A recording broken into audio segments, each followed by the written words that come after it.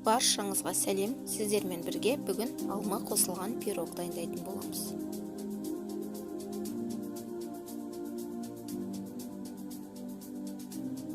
Бізге керекті 3 жұмыртқа,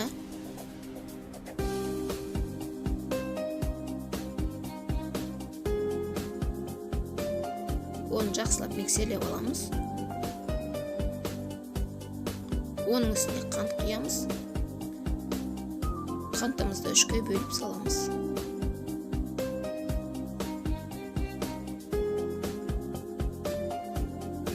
Екі ас қасық қаймақ қосамыз.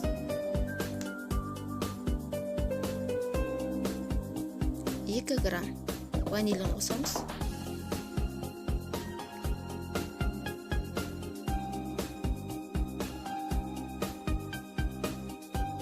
100 грамм ұн қосамыз. 1 ас қасық қопсытқыш қосып, електен өткізіп аламыз.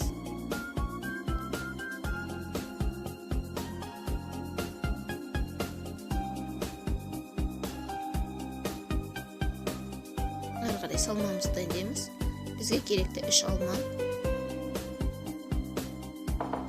Оны жақсылап жуып, қабығын алып тастаймыз.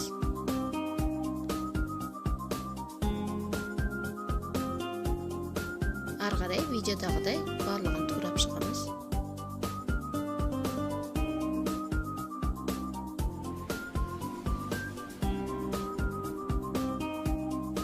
Оның үстіне 100 грамм қант саламыз. Қантымыз ерігеннен кейін 2 ас қасық сүт құямыз. Оның үстіне алмаларды саламыз. Алмамыз дайын болды.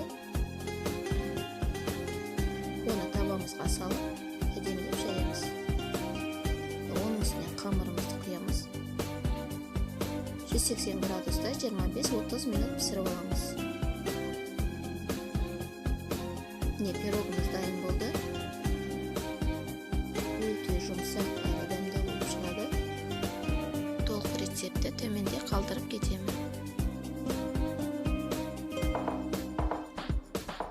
Достар, менің каналыма тіркеліп, лайк, комментарий қалдырып кетіңіздер. Баршаңызға көп